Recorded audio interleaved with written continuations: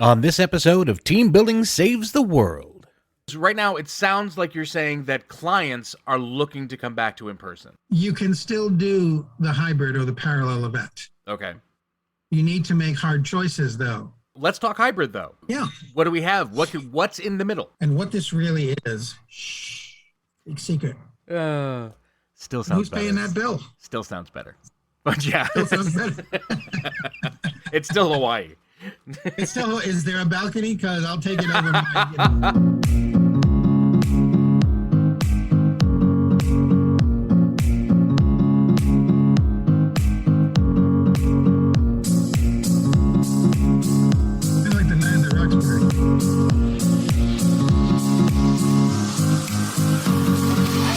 Hello, team. Once again, it's me, your old friend Rich Rinnensland, host of Team Building Saves the World, the show where I speak to the leaders and innovators of the team building industry from all across the globe, trying to find out what about that industry is so important, especially in the world of today. And today, we're talking about in-person events with the Executive Director for Strategy and Creative for VDA, Mr. Bob Russo.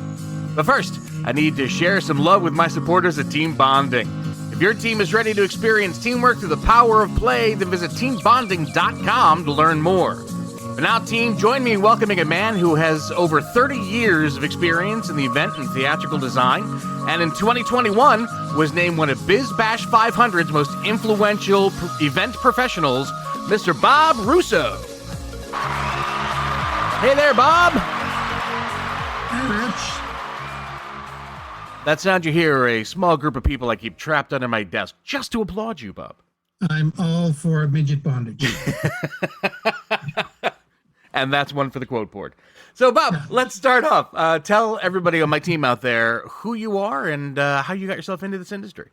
Well, you don't have enough time for the how I got here. As an old theater hack, like a lot of us, right? Wanting to be an actor, discovered that, boy, I was no good at that. And jumped to the other side of the world, to the production side, and was designing costumes and designing scenery, and then decided I really wanted to make some money. So I into the corporate side where they have all the money. They keep the money there. True enough. So can you explain for us what VDA is and what do you guys do? VDA is an experiential design agency, and we ideate and produce events around the country, around the world, experiential events, conferences, trade shows, theme events. We also do museum exhibitry and themed retail. You may have seen some of our work in the Boston area. Jordan's Furniture is a VDA project. Mm-hmm. And how did you get into that? Because that seems a very specific niche. So one of the things that I really love about working with VDA is they're fearless. And someone comes to us with an idea, and there were a lot of companies that might say no, or you're crazy and you can't do that. And we just say, yeah, sure, I guess we can figure it out. And so the guys at Jordan's came to us and said, can you build us a giant atrium made entirely of jelly beans? And we said, I'm sure we could do that, given enough time and enough money. Well, they gave us enough money, but not enough time. So, yeah, it's things just fall into your lap. It's word of mouth. It's being around for a while. VDA is celebrating their 37th year this year. Getting into it, though, VDA, of course, I love the fact that your company is very much what the client wants you can get. So you're going to, everything is unique. Yeah, we're more of a boutique agency where everything we do is really a one-off. Okay. The cookie cutter, here's a line of 10 by 10 trade show booths running down a row. Each one is unique and custom built. So going by that, give me an example of what it was like. I mean, let's talk about the jelly beans. Let's talk about what it looked like, creation to actual execution, pre-pandemic, something along that size. Well, something along that size, there's again, each of these things are so unique. Mm-hmm. So for Beantown, we needed to actually work with the town of Reading to create a new building code because sugar burns. If you want to build out of a flammable material, they want to know how are you keeping it from bursting into flames and killing a lot of people, and what's the burn rate, and what happens when it melts and drips, and who gets killed by that, and what's the off-gassing, and blah, blah, blah, blah, blah. Right. To build an 8x8x8 room, send it to a lab in Texas, and they lit it on fire and captured data. And then the town of Reading said no, so we built another one and sent it back, and that one performed better, and then they built a third, and blah, blah, blah. So we now have authored a building code for building things out of candy in the town of Reading. Amazing. Check the code. Nice. Yeah. So that's something you had to come up with pre-pandemic. Now now you have this new thing. I mean, COVID-19, you know, as well as things are turning, still has not gone away. You know, we're still getting new ideas about how to combat this and get back to somewhat normalcy day after day after day. But even the CDC itself, I was just looking on their website today, they still recommend keeping things to small events, but they don't have a clear definition of what that even means. So exactly, what do you have to go through today in order for someone like VDA to create something for a client? So I just came back from Chicago. I was speaking at a show called Experiential Marketing Summit, and the topic was about budgeting. But that was one of the points I touched on was COVID protocols are throwing everything for a loop. You're right, there is no clear direction on what we should and shouldn't be doing. Right. And it varies state to state. So if we're talking national, it's state to state. If you're talking international, you might as well just go home. It gets harder and harder. All those things pile on. I had an event the beginning of 2020, in January of 2020, right before the lockdown, where the facility had added in some new metal detectors to an entrance of the building. And this was an entrance that a lot of our guests would enter through. And this is a 35,000, 4,000 person event. Well, we're dropping it off. They would come through these doors, but now there are metal detectors. We had to delay the program by over an hour and a half because people couldn't get into the building soon enough. And I've seen that same thing happening with COVID, where there are new protocols. I need to get a temperature check. I need to see your vaccination card. I need to ask you this list of questions. And it's no longer just let's go into the event. It's stop. I need to spend a minute with you, and a minute with the 500 people behind you. That's 500 minutes. And it's going to take a while for this to happen, right? Right. So we were talking budget because it impacts budget. You're talking about busing people to an event. 50-person, 60-person bus no longer holds that many people. So do you add more buses and spend more dollars, or do you use buses longer and spend more time? And what do you do with the people that arrived at the beginning before the people at the end get there? And, you know, these are the challenges that we're facing, trying to reimagine live in-person events because everything piles on. Plus, and that's just on your side. I mean, the client, what kind of problems are the client themselves facing? Exactly. So the clients are facing those problems. They're facing capacity problems with venues where the venue says, yeah, we can hold 1,000 people. Well, not anymore, really. We can only hold 500 people. Right. And they're also facing contractual issues because a lot of times with larger live events, you get the room for free, right? But you have a food and beverage minimum that's based on 1,000 people because you can fit 1,000 people in there. Well, now I can't. Mm-hmm. And a lot of the venues haven't lowered those food and beverage minimums. So I'm paying for 1,000 people and I can't put 1,000 people in the room. So now clients and venues sort of going head to head and arguing over that kind of stuff. You've got, everyone has lost money during this. Everyone is trying to recoup revenue, and the contracts are all changing. That would be the one thing I would tell everyone. I said this at my talk out in Chicago last week. Read the contract. Everyone's changing up the contracts. I had a client planning an event at a space that she'd been to before, and she had 4 breakout rooms. And just to level set, a breakout room, the AV should cost, let's say, 25 grand for a reasonable sized breakout room. Mm-hmm. She had 4 breakout rooms. She didn't notice in her contract she was now required to use the in-house vendor. The in-house vendor handed her a bill for 4 breakout rooms for $760,000. Ooh, so familiar with Zoom anymore. You say the words breakout room, and yes, it means one thing. What does a breakout room mean for that? In live events, if you've got a conference set up, you usually have a general session where everybody comes together. You get all the attendees in one room, and it's one big group of people listening to speakers, watching content, and learning. Mm-hmm. After that, you break up and you go into smaller groups for, targeted learning. And this group is going to learn this piece, and this group is going to learn a different piece. And then maybe in the afternoon they'll switch, and but it's targeted smaller groups. Mm. So and everybody does it. Right. But normally it's 25 grand, and not 160 something $1,000. Well, let's look at it. Like, how did you guys actually handle the first lockdowns? Because everybody got hit. Suddenly, I was saying the same thing. I was talking about two coworkers of mine, and we were reminiscing last year's March, where we just started losing work right off our schedules. Everything was just dropping away. So what did you guys do? How did you pivot? What did you come up with? VDA, we were lucky. We early on made the decision not to have any layoffs, not to have any furloughs, to keep our team intact. And then, I hate to use the pivot word, but I will. We pivoted and began to examine online and virtual. Mm-hmm. So VDA had always done some online stuff and some hybrid stuff. But pre-COVID, a virtual event was sort of, I call it a fly on a wall type of thing, where you put a camera at the back of the room, back of that big general session, you put a camera and everyone gets to watch what happens in that room. Okay.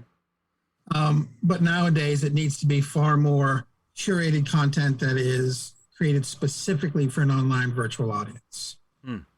And there are two types of virtual events. There's what we're doing now, the virtual Zoom type of heads in a box, Brady Bunch, chitter chatter over video calls, right? Sure. Skype, now it's Zoom, whatever. Or there's a more immersive 3D environment that is self-navigable, and it's more like a video game. It's more experiential, and VDA chose to invest and create our own, it's called VDA Virtual platform. And we had some great success with that. It started to taper off at the end of 2020 to 2021, and then the Delta variant came and it's come zooming back into. We've had a lot of live cancellations and a lot of folk who are turning over to the virtual side. But one of the things that is going to happen, live events notwithstanding, virtual is here to stay. I want to get into that. I definitely want to get into that, Bob, but that's a heck of a conversation unto itself.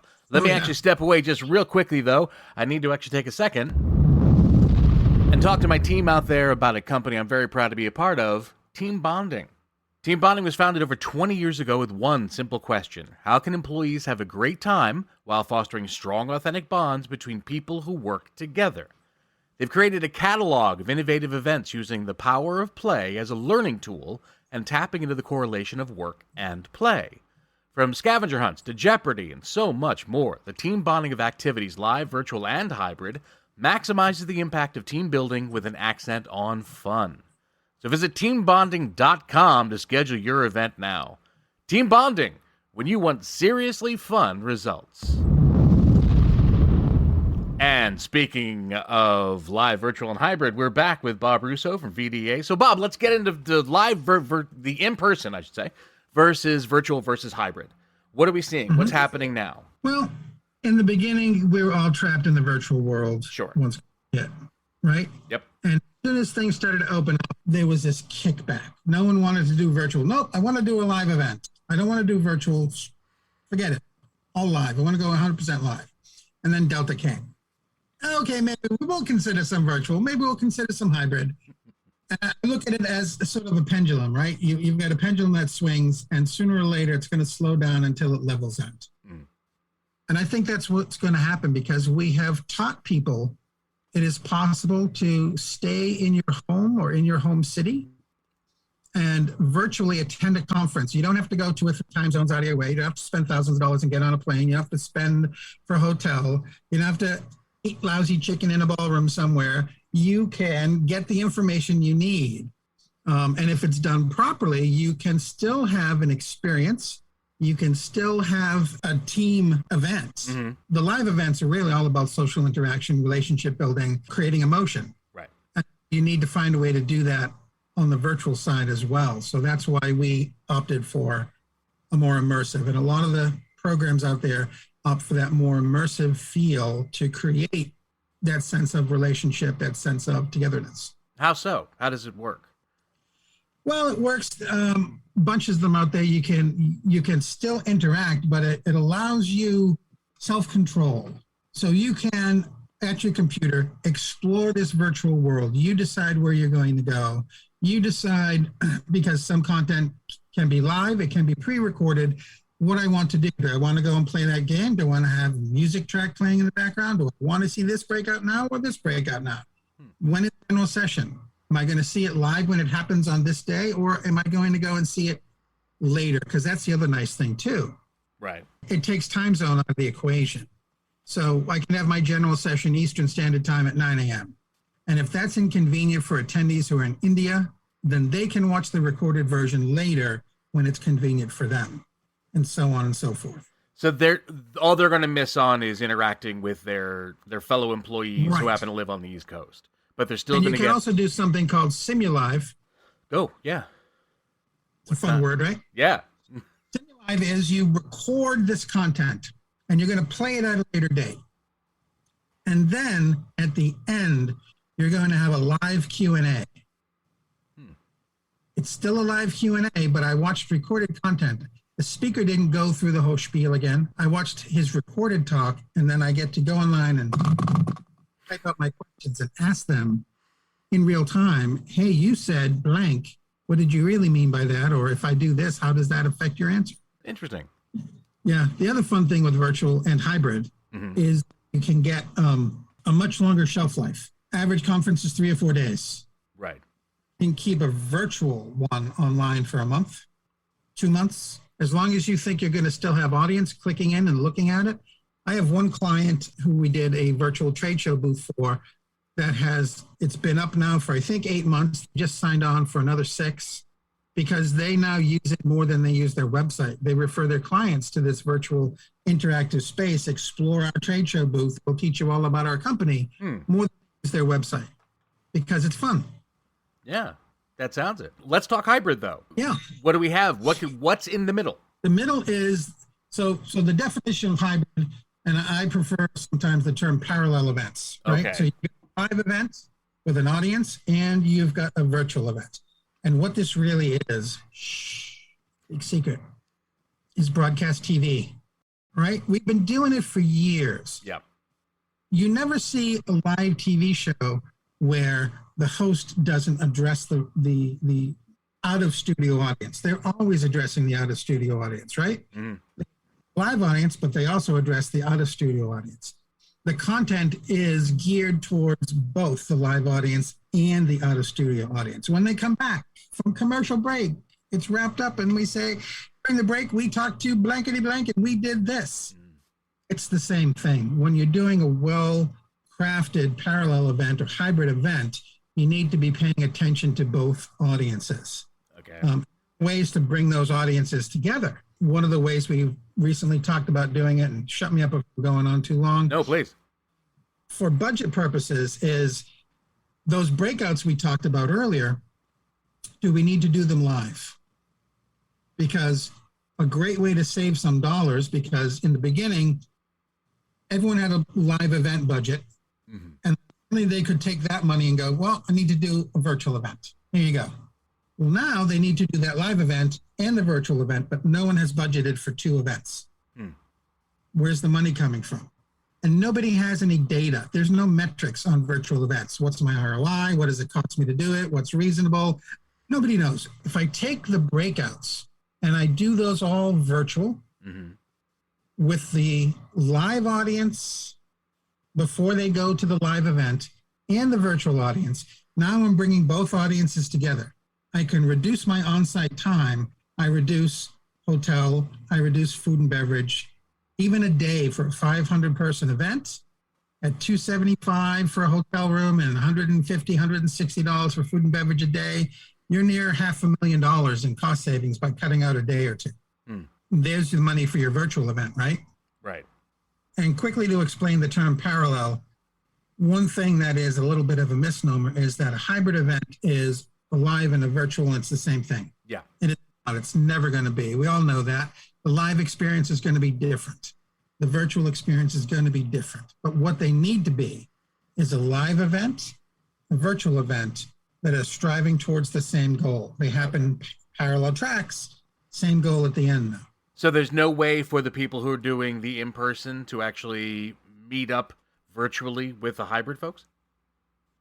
Well, they can do so the nice thing in the scenario I just described is online with the virtual folk. They're all doing the breakouts in virtual.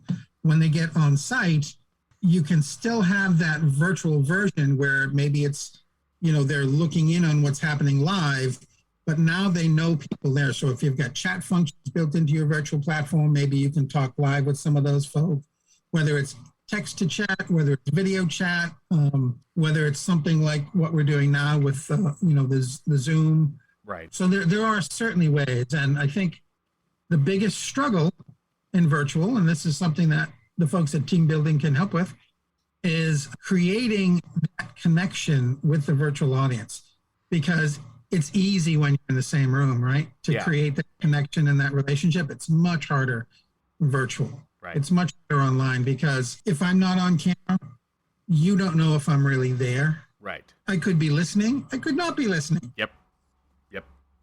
There's no way to know that I'm engaged in the program. For the past several in-person events that I've had to do, I always have the opening line of, "It's so good to know that none of you can mute." Yes. That you're here and we have to talk to each other. Precisely. So what's your recommendation? Which do you think is the best way to do this? Because right now it sounds like you're saying that clients are looking to come back to in-person. Would you recommend the hybrid formula for them? Or, what would you say? I would say definitely you need to have a virtual component. I'll tell you a quick story. VDA was involved for many, many years with a large tech company's user conference, 15,000 in-person attendees in Las Vegas every year. At the same time, and this is pre-COVID, They had 30,000 online attendees. Okay. For COVID. And that was a feeder system, because people would go online, they would watch the fly-on-the-wall content, but that motivated them to show up in person next year, because they were watching such a fun time that they wanted to be a part of it. They had a ton of FOMO going on, and it was a feeder system to keep the in-person numbers going. But now that we've proven that we can do this, and we can do it better than a fly on the wall, nice, we'll demand it, right? So I think the savvy companies are going to be planning for a live and a virtual component. And it depends on what type of a program they're doing as to how robust that virtual program is going to be versus how robust the in-person program is going to be. What kind of benefits are you seeing for this? I mean, for the virtual? Yeah, well, for any of it, for the hybrid. I mean, the going in the direction that we're going. What kind of benefits are people seeing? So I think the largest benefit is the audience expansion. Okay. If you've got an in-person event and you need to convince someone to spend thousands of dollars to come to your event, even if you're hosting them, you need to convince them to leave their family for 4 or 5 days, travel internationally, travel nationally, deal with that, possibly deal with now the health ramifications of that. You better have a good pitch, right? Right. Or you could do it virtually, and we're going to make sure you have a good time on the virtual side, and we're going to make sure that you still get the same education, same level of learning that our in-person attendees get, probably at a lower cost. I think we're far away from seeing virtual as a cost center. I've seen very few people charge for a virtual event. I've seen people charge for live events. To go to the conference, you always have to pay your attendance, your registration, right? Sure. I haven't seen anyone successfully charge for a virtual event yet. Okay. A question that I've been asking a lot of my guests. I'm a CEO, CFO, whatever it happens to be, for a corporation, and it's been over a year since I've been able to see my fellow managers, let alone just the employees for the company. Right. Sell me. How are you going to pitch me on what it is we can do? What my options are? Well, I think You can still do the hybrid or the parallel event. Okay. You need to make hard choices, though. You've got to. So I was talking earlier about that 3,000 person, 4,000 person event Yeah. that happened just before COVID. That was an all hands, all employee meeting for a company, and they had their employees come from 15 different countries around the world. And it was the C-level executives down to the janitors, and laudable for them. Great. I'm glad that they did that. I'm glad because I got paid. But time for hard choices. Who gets to go to the live one versus who gets to go to the virtual one, right? Mm-hmm. It's more important that your C-level executives are there and speaking and shaking hands with who? With the janitors or with middle management or with the sales team that came in from India? It's hard choices. We need to re-examine the demographics of who are going to the live event versus who are doing the online event. But if I'm planning on doing an event, what kind of thing should I be looking into for myself and my company? You should be looking into identifying why are we having this event, because that will drive all your future decisions. Okay. Is it a celebratory event? Is it a learning event? You passing on information? Is it there's sales incentive event? You sold the most insurance, so you get to come to the fabulous place. That doesn't work very well in virtual, does it? Right. There's a beautiful vista of Hawaii that you could be enjoying, but you're not. So it's figuring out what type of event and the why, and then really getting deeper into location choice and looking at those contracts and figuring out what you can and cannot do. Looking at your locations from a standpoint of internet accessibility and speed is going to become far more critical than it ever has. Sure. Especially if you're talking about doing virtual and you want to be streaming content from your event, from your live event. I remember, this is slightly tangential, but it's you didn't ask the question and you were stupid. I was in, I forget which island I was on. I think it was the Bahamas, and we were doing an event, and I had to get, I was on Verizon. I had to get a phone that would work on the island because the island didn't have Verizon, they had AT&T. And I asked the lady when I was there for the site visit, I said, my phone's not working. She explained to me why.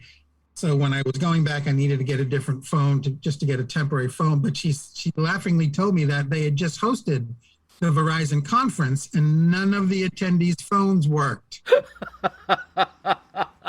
including the CEO's phone wouldn't work. Oh my.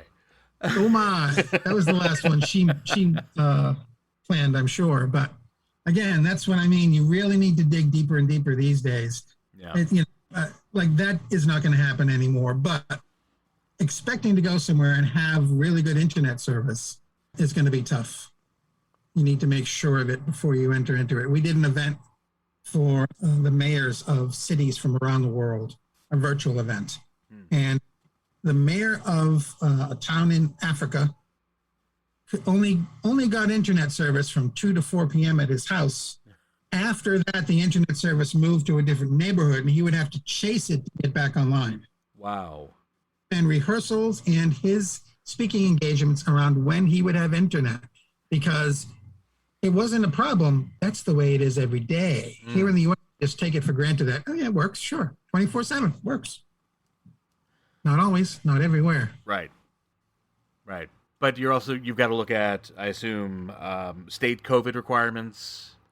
But yep. Will the facilities have those, or is the that something you should facilities help? can usually help you do that stuff. I mean, and you also need to look at travel requirements for your attendees.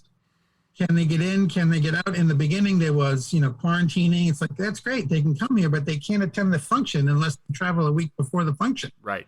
They had people sequestered in hotel rooms in Hawaii during the peak of this, where if you traveled to Hawaii, you were stuck in your hotel room looking at the beach for over a week.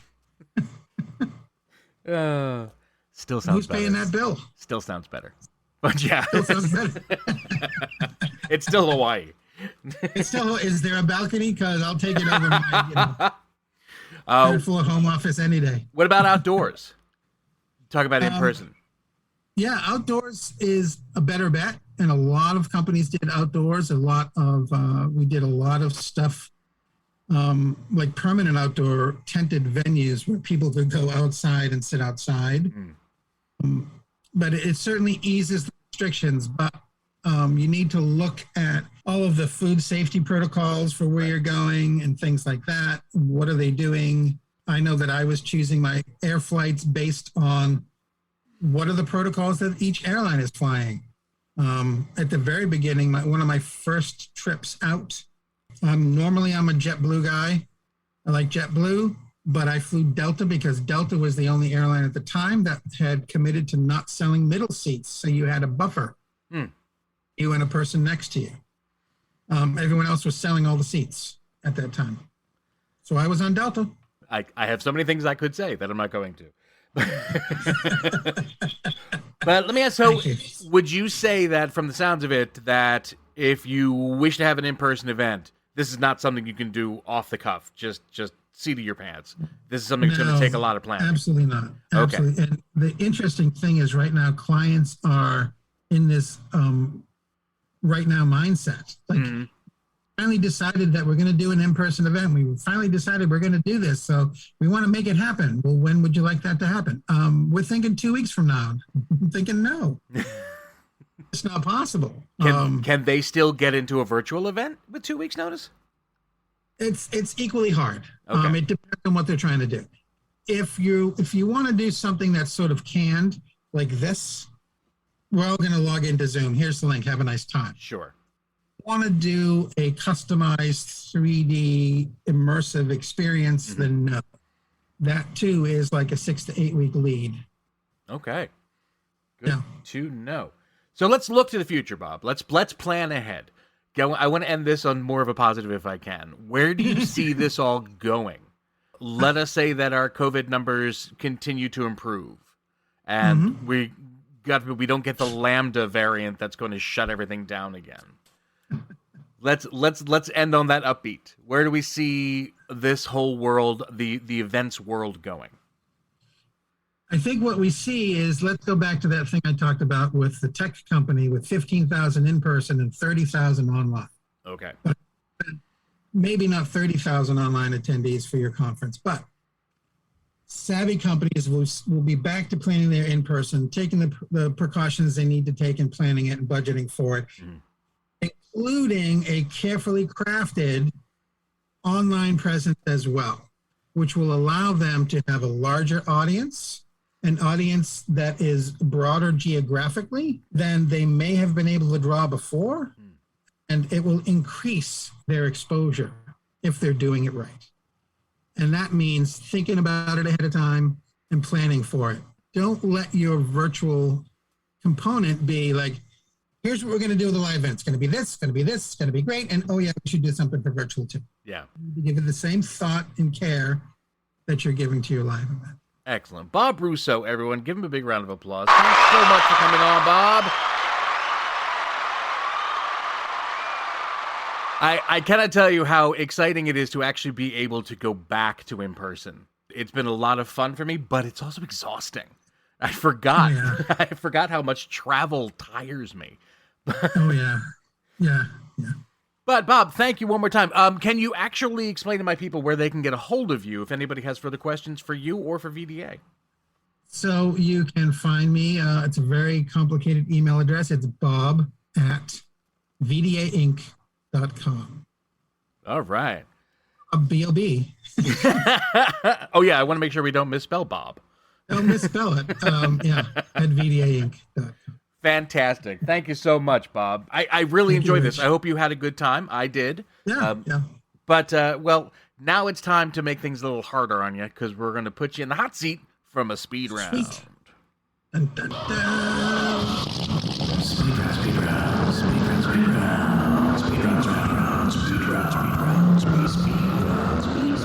See, if I were in person, I'd have to have real cars doing this. It'd be a whole thing. All right, Bob, as I explained during the warm-up, here's what's going to happen. For 60 seconds, I'm going to ask you a series of completely innocuous, but I think fun questions. Your job is to try to answer them as quickly as possible to see how many you can get through. So if you're feeling at all... Correctly or incorrectly? Well, they're not really correct. It's more questions of opinion. The big thing is, if you're feeling competitive, the number to beat is 13 this season. So, okay, let's see if we can get through this together. As soon as you hear the music, I'll ask the first question, and away we go. What's your name? Bob. How many kids do you have? 1. If you could be any animal, what would you like to be? Gorilla. If you could live in any television home, which one would you choose? The Bundys. Favorite ice cream? Pistachio. Would you rather live for a week in the past or the future?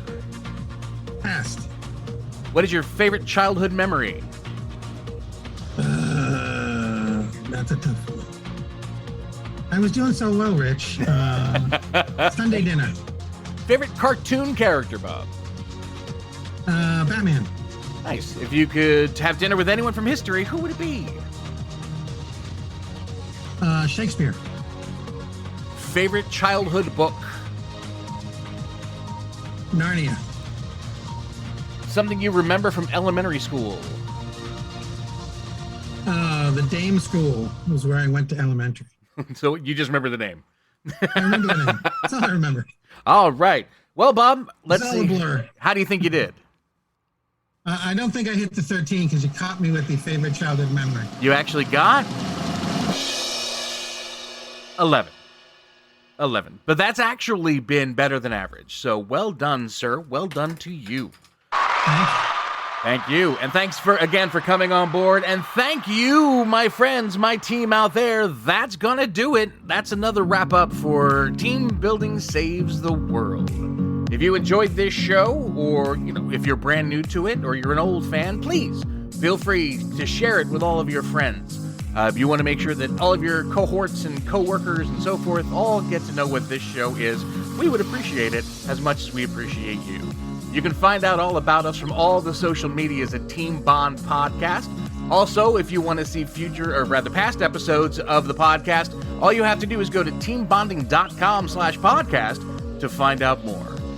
Until next time, my friends, always remember, no matter where you are in the world, as long as you are within the sound of my voice, you are now forever on my team, and I am always going to be on yours. Good luck, everybody, and we'll see you all next time.